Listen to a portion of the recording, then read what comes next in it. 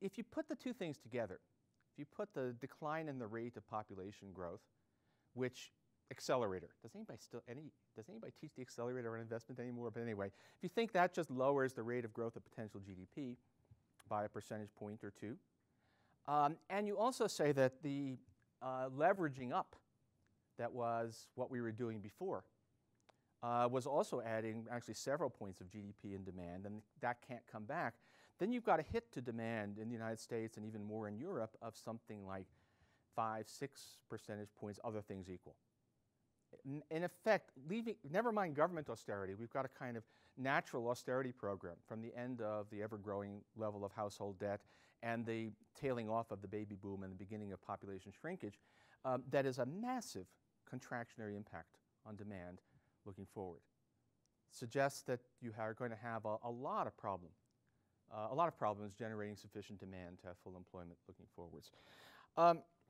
So this all burst into discussion just about a year ago at the IMF's annual research conference, where Larry Summers kind of startled people by making a quite strong argument on behalf of this being something we really need to worry about. I was really annoyed because I had actually written a couple of blog posts along that line, but they were kind of diffident and not very clear. And so Larry said it right, and I was left in the position of saying, well, I actually said that too, but I didn't. He was the one who was actually clear and forceful about it. Also, by the way, since we're doing videos, I would recommend read the transcript of what he said, and then watch the video. They are not the same. The video is sarcastic, it's funny, it's full of brutal side swipes at the University of Minnesota and a lot of other stuff, all of which is taken out of the transcript. So Larry is a lot more fun, actually, than he allows himself to be in print. Anyway, okay, so what does this say? It does not mean that there will never be economic growth. And that's a major misconception. I get all of these business economist things show up in my inbox, and the U.S. economy appears to be having a good moment. We seem to be having a bit of a virtuous circle of recovering housing and employment, and stuff is picking up. And I'm beginning stuff. Secular stagnation, it's nonsense, it's all over because that's not the point. The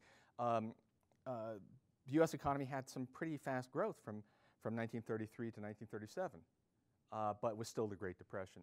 Japan, most of Japan's lost decades, which is actually almost 2 decades now, most of that time the Japanese economy was growing.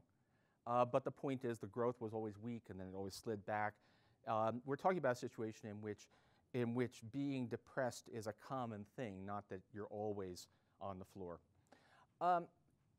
What it means is that we would hope that at some point policymakers would start to think differently. Everything about the way we've done policy, some of what we've done in terms of macro policy has been just dumb. But the stuff that is even fairly intelligent has been, well, we're just trying, there's going to be normalization. We're going to build a bridge to that. So the question has been, how fast do we move towards a balanced budget? How quickly do we normalize monetary policy to historically normal real interest rates or historically normal nominal interest rates? How quickly do we end the easy money regime? And there's always been a strong faction urging that we need to move quite quickly. But what if normal is not where it used to be? What if normal is in fact an economy that needs very easy money and possibly fiscal support indefinitely? In fact, it's very hard.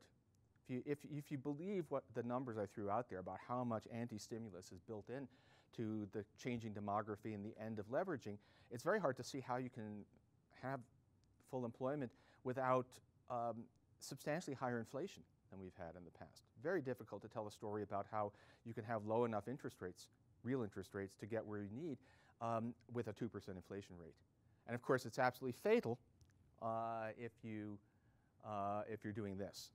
So the IMF has been quite good on this, by the way. They say zero is not the key number. Even a low rate of inflation below target is a real problem. Europe is, with inflation sliding, and the underlying, the demographic headwinds being even worse than they are here, this is a really scary. How do they ever get out of this is a really big question.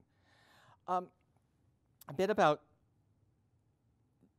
and I don't know how we handle this in economics teaching, though we're trying to accommodate it somewhat in 4th edition, which I'd better get back to as soon as I'm out of here.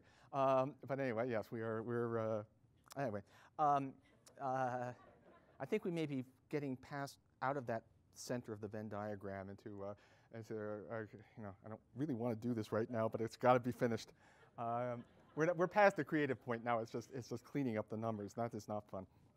Anyway, the thing about we still write the books, and Robin and I write the book, where everything, almost all of it, is about scarce resources and trade-offs. And we introduce the possibility that you may have periods when the economy is unemployed, but there's answers. We know that's going to happen. Very different if you go back to what early days of modern economics teaching in the 40s and the 50s. There was quite a lot that was considering it to be a possibility that you had a persistently unemployed economy, that the problem might be not how do you allocate scarce resources among different uses, but how do you get unemployed resources to work. That got pushed almost entirely out of the textbooks, not entirely, and a little bit more in ours than in the others. But what if that is the way things are? And I think it's also going to be a problem to some extent with talking to students. If you are talking about, well, we've got this scarce labor and what's it going to be used for, and the students are well aware that it's actually the really hard thing is getting a job. It's going to seem funny. Now, I'm not recommending anything revolutionary. I'm just trying to point out that this is there. But the main thing is this really, things changed very dramatically. If you think about the way that we assumed that the world worked 7 years ago, and we means almost everybody.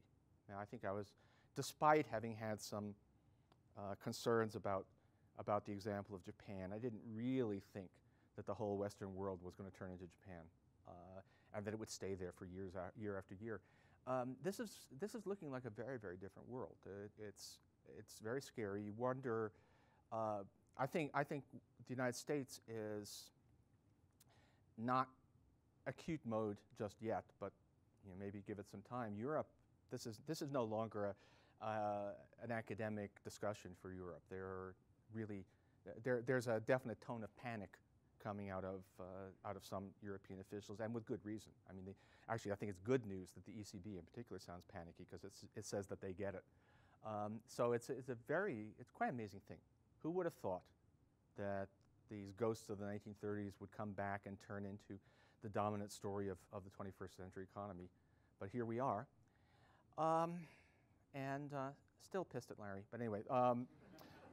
This is the stuff we're talking about, and there will be, yeah. I mean, it's certainly something that you should be aware of, and I have to say it's dismal but interesting, which I guess that's economics in general.